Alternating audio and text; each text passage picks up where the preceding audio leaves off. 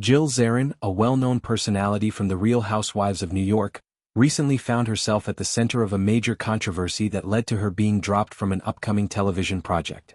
The situation stemmed from her outspoken criticism of Bad Bunny's performance during the Super Bowl halftime show. Zarin had publicly expressed strong disapproval of the show, describing it in harsh terms that many viewers interpreted as racially insensitive. She specifically highlighted the absence of white performers in the segment, calling the entire presentation the worst halftime show she had ever seen.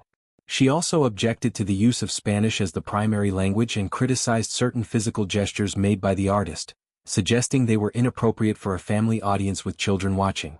Her remarks quickly spread online, sparking widespread backlash.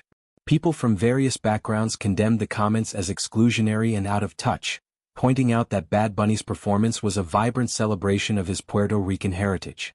The show featured a mix of cultural elements, energetic choreography, and a guest appearance by a prominent artist like Lady Gaga. Yet Zarin focused on what she perceived as a deliberate lack of diversity in terms of racial representation. She even speculated that the performance carried a political undertone, possibly related to immigration issues, and accused the NFL of compromising its standards by allowing it. As a result of the uproar, the producers of an upcoming docuseries titled The Golden Life decided to part ways with Zarin before any filming had begun. This project was intended to bring together former cast members from The Real Housewives of New York in a new format, but her involvement was terminated swiftly.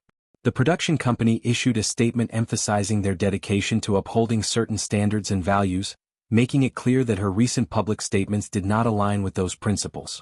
In the aftermath, Zarin addressed the firing, expressing frustration that she was not given an opportunity to explain or address the issue further. She noted that she had removed the original video promptly after posting it and acknowledged that people can make errors, emphasizing her humanity. However, she stopped short of issuing a full apology for the specific content of her remarks. Amid this fallout, support came from an unexpected source. Brandi Glanville, another reality television star known for her time on The Real Housewives of Beverly Hills. Glanville took to social media to voice her thoughts on the matter. She began by enthusiastically praising Bad Bunny, admitting to having a strong admiration for the performer and describing his halftime show as outstanding. She even jokingly referred to herself as wanting to be his Mrs. Robinson, highlighting her personal appreciation for his talent and the quality of the performance. Despite her clear disagreement with Zarin's views, she stated outright that she did not agree with them at all. Glanville defended Zarin's right to hold and express opinions. She argued that opinions are inherently subjective and not inherently wrong, even when they differ from popular sentiment.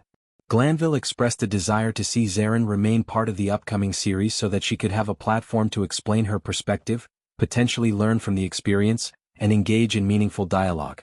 She contrasted this with what she saw as an environment full of yes people, who avoid sharing authentic thoughts out of fear.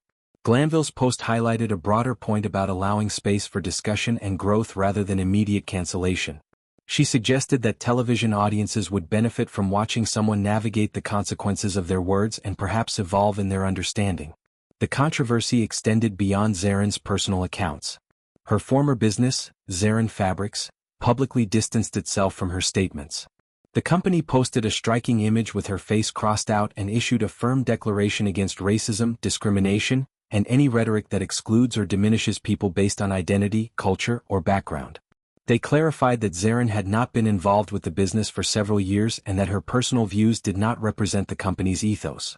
The statement reaffirmed their commitment to creativity, collaboration, respect for diverse communities, and fostering an inclusive environment in the world of art, culture, and small business operations. Even within Zarin's family, reactions varied.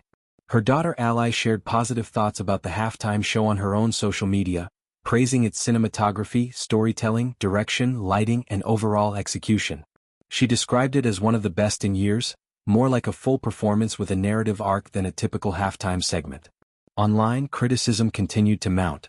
Comments on Zarin's profiles questioned her views in pointed ways, with some drawing historical parallels to segregation or expressing disappointment that would affect viewership of her future projects. Many lamented the removal of her original post but noted that clips persisted, keeping the discussion alive. The situation drew input from other personalities in the reality television world and everyday viewers alike, turning it into a wider conversation about cultural representation, free speech, opinions versus harm, and accountability in the public eye.